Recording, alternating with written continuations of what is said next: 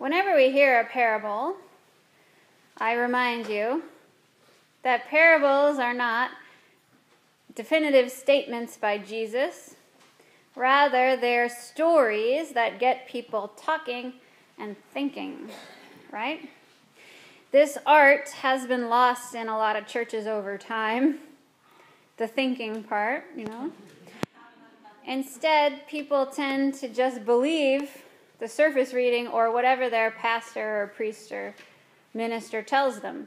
But I know from my time here with you guys that that's not the case for St. Anne's. You're always thinking, which is good. We usually refer to this one as the parable of the wise and foolish bridesmaids, or the parable of the foolish bridesmaids. Jesus calls the 5 who didn't bring extra oil foolish, which in ancient Greek was more, which is really the root word of the word moron. And that isn't very nice of Jesus, but neither are the so-called wise bridesmaids who refuse to spare any oil for their friends when they probably could have. So they might have been wise if they were not very kind. So this story has many layers to it and many different angles that you can look at it from. 10 bridesmaids take lamps that are full to wait for the groom. 5 only take the full lamps, and 5 take the full lamps and the spare flasks, just in case. And all of the women fall asleep waiting for the groom, all of them.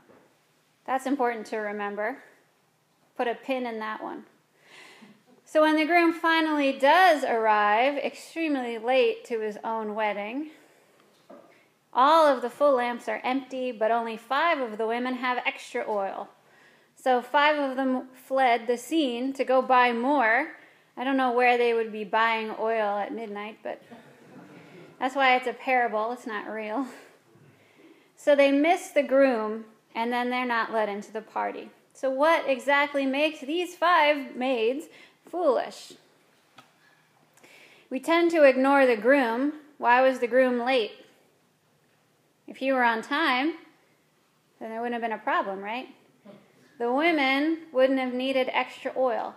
They probably had plenty of oil at home, but they didn't think that they would need extra because they didn't think the groom was going to be so late.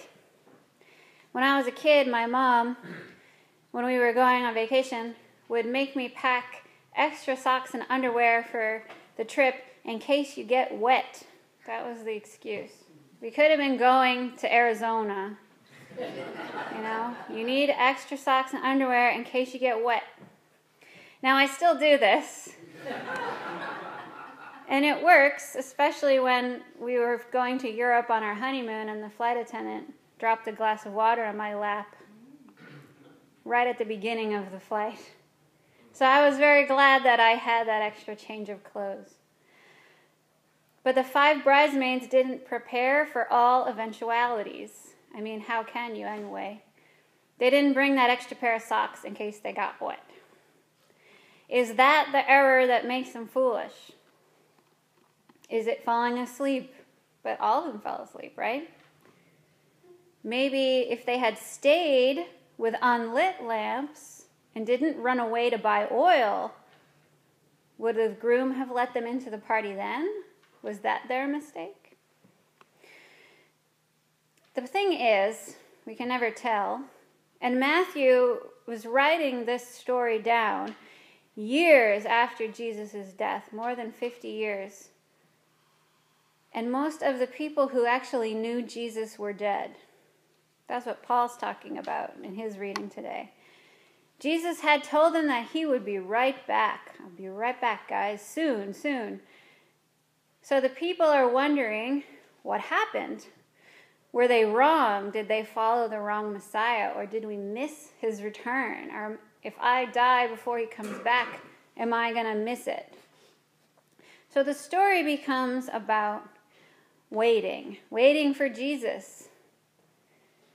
We've been waiting quite a long time by now.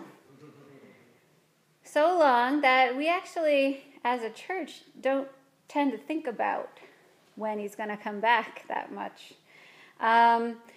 Because no one knows the hour, right? As he says.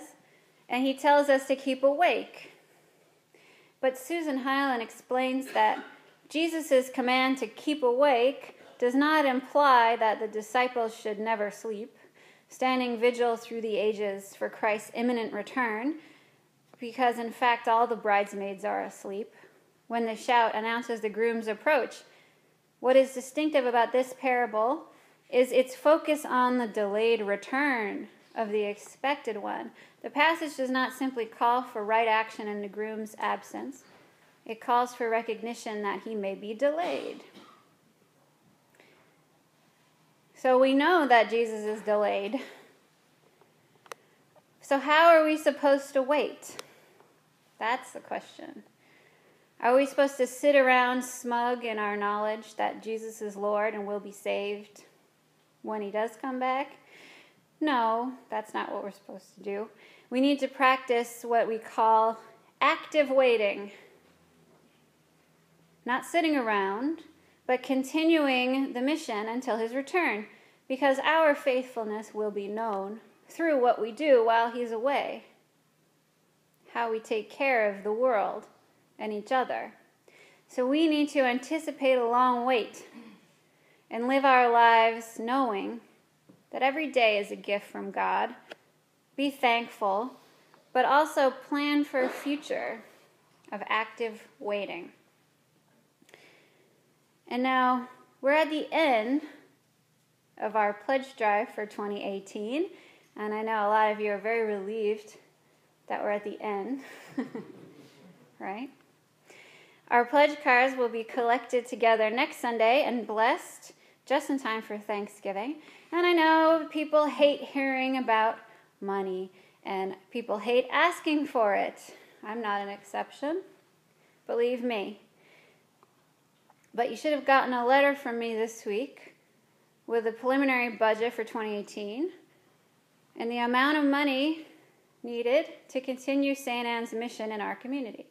So I hope that over the past 5 or 6 weeks, however long it's been, you've been prayerfully considering your pledge or increasing your pledge in order to make St. Anne's sustainable for the future. Because right now, we're not sustainable for the future. Living off of your savings is not sustainable. In the past, people don't like to talk about this stuff. But when you don't talk about it, you get in a bad position. Position that isn't completely bleak, don't worry that much, but it's still not great. Because St. Anne's has been kind of stuck, like most churches, operating the same way it always has. My favorite phrase. You've always done it that way. Doesn't work. You can't do things the same way you did 10, 20, 30 years ago without changing, because that's not how the world works. We are part of the world. We're not separate from it. And that's not what active waiting is. That's not what Jesus calls on us to practice. Things change. Costs go up. My bills only go up. My taxes only go up, no matter what anyone who runs for office promises you. The world changes fast. The church does not change fast, but it has to, or it's going to die a slow death. So we have to think in our specific church long term, not just this month or this year, but the future. We need to look ahead and see how the world is changing and then determine how we fit into it. Where are we going to fit into the world of the future? I asked at the beginning, why does God need St. Anne's? What makes St. Anne's a unique community that is worth keeping around? How will we work together to make St. Anne's the wonderful, loving, sustainable, long-lasting place that I know we can make it? I know we can. We can do it, guys. Come on. Right? My pep talk. And yes, it takes money, and it takes effort, and it takes participation from all parishioners. So let's become a church that plans ahead okay? We'll have that extra flask of oil or the extra socks and underwear, whichever analogy fits you better. Because we don't know when we're going to meet Jesus, honestly, right? But when I meet Jesus, I would like to have tried my best not to be a moron. A foolish bridesmaid, we'll say. To strive to make the world better, a more loving place by being active in it. We are called by the virtue of our baptism. If you were baptized, you promised, or your parents or your guardians promised for you, that you're going to do certain things. Every baptized Christian has a mission and a responsibility. And when we make these commitments, we never just say, I will, or I do. We always say, I will with God's help. So always remember, even if it seems bleak, with God and each other as a community, there's nothing that we can't accomplish in order to be active waiters for Jesus. In the name of the Father, the Son, and the Holy Spirit.